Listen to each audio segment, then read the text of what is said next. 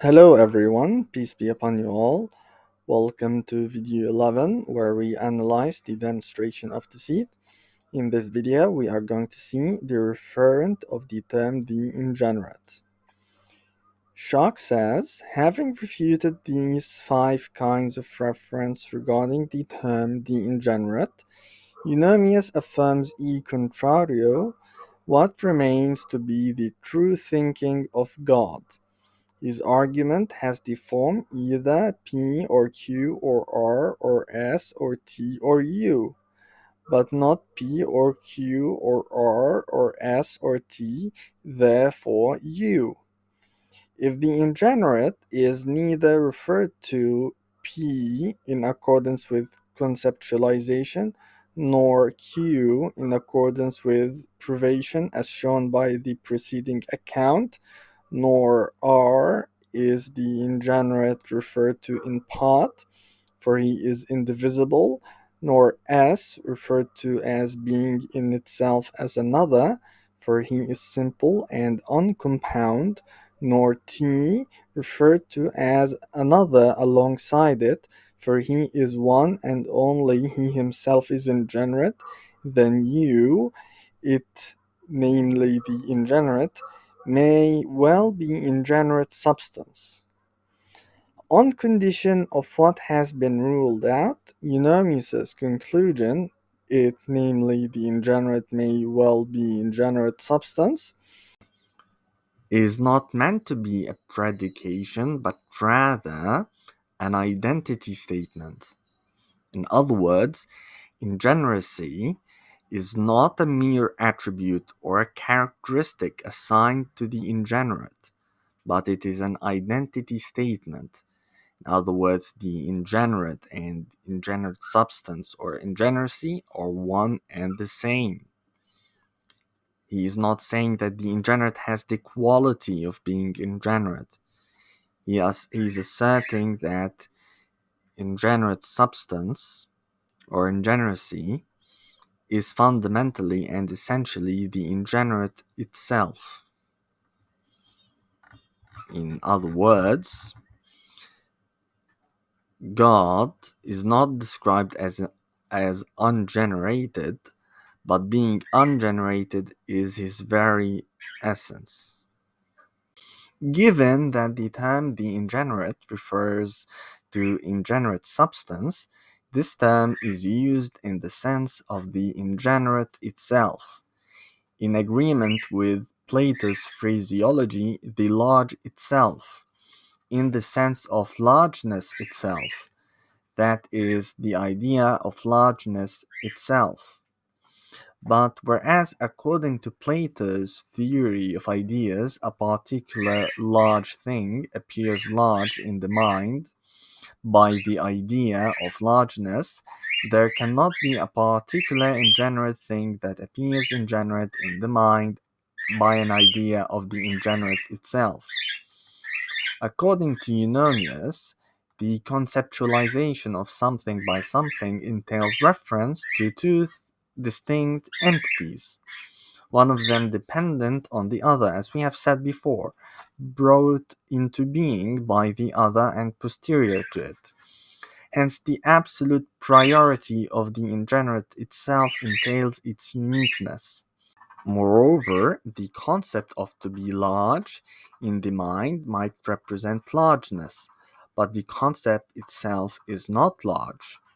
Likewise, God represents ingeneracy, but the ingeneracy or God is not ingenerate in the sense of predication or description or attribution. Rather, he is ingeneracy itself. And it is impossible that a concept of to be ingenerate is ingenerate, because it is generate, namely generated by the ingenerate itself. God cannot be ingenerate in the sense of predication, because that would entail that God is generated, which is a contradiction.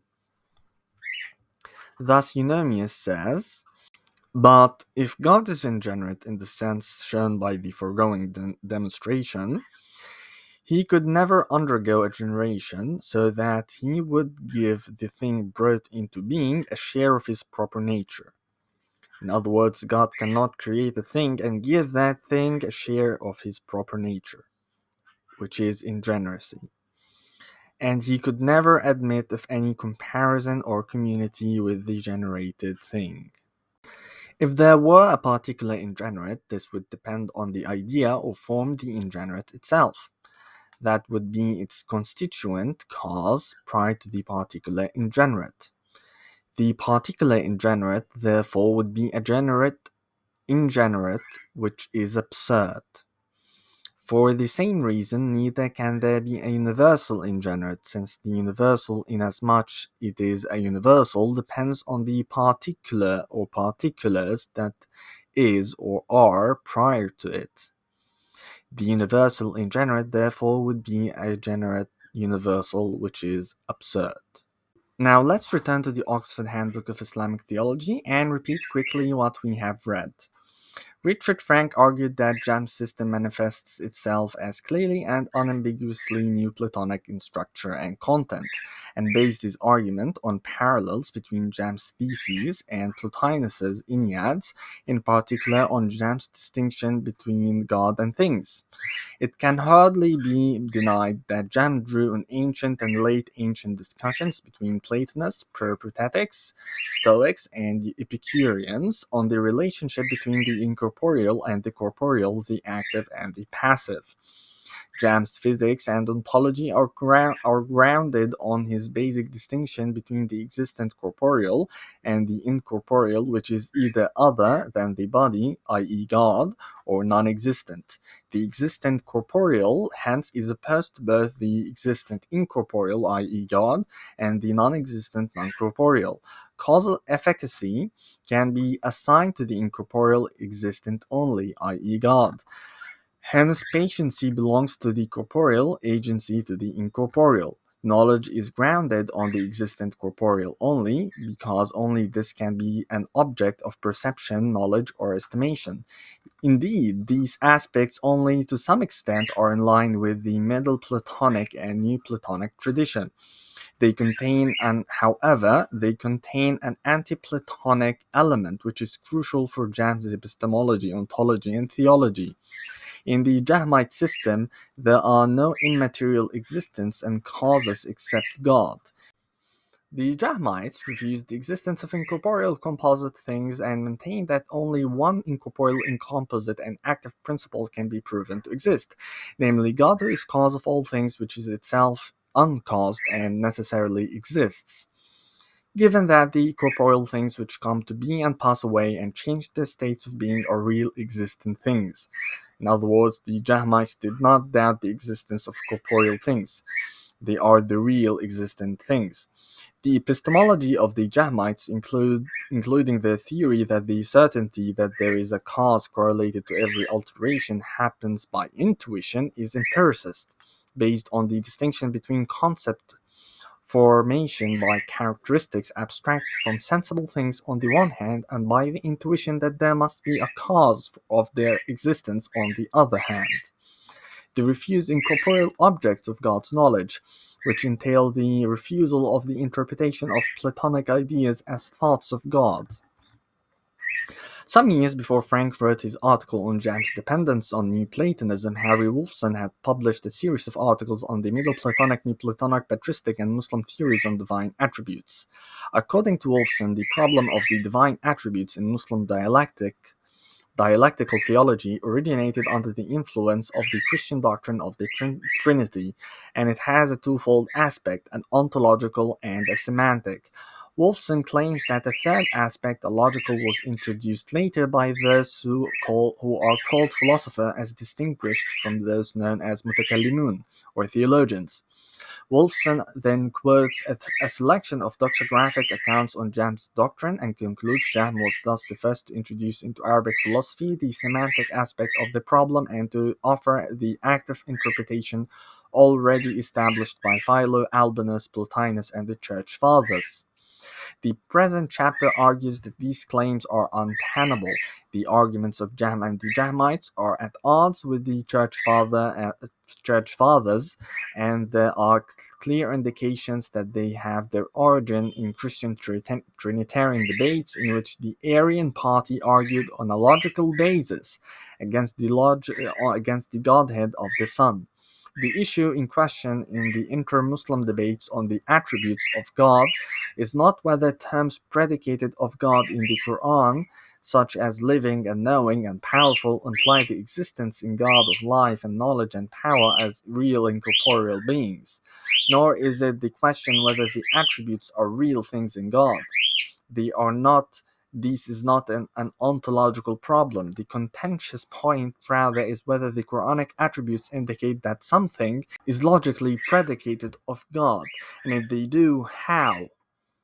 In other words, the contentious point is whether predicating something of God makes logical sense, whether giving the ingenerate attributes is logical. Jam and the Jahmites do not argue that the attributes are not things, but that God is not a thing, which does not mean that he is not real, but that nothing can be logically predicated of him, that he cannot be described by reference to properties. Hence, according to Jahm and the Jahmites, the Quranic attributes of God do not indicate predication. The question whether something can be logically predicated of the absolutely one or not, and whether the one can be described by reference to properties, is a logical and an ontological issue. The question whether the Quranic attributes and verbs signify logical predication is a semantic issue. Arius, Aetius, and in particular the new Arian Eunomius of Cyzicus made the point that regarding God no predication is possible, and that anything said of God signifies identity in sense and reference. This point disagrees with the Church Fathers Wolfson referred to, and it is found in the theories of Jahm and the Jahmites. Joseph Van Es has collected doxographical accounts on Jahm's doctrine and has provided us with a synopsis of the Jahmite theses. What follows in the present chapter is an analysis of a selection of doxographical accounts on the doctrine of Jahm and the Jahmites, segmented according to its focal theses.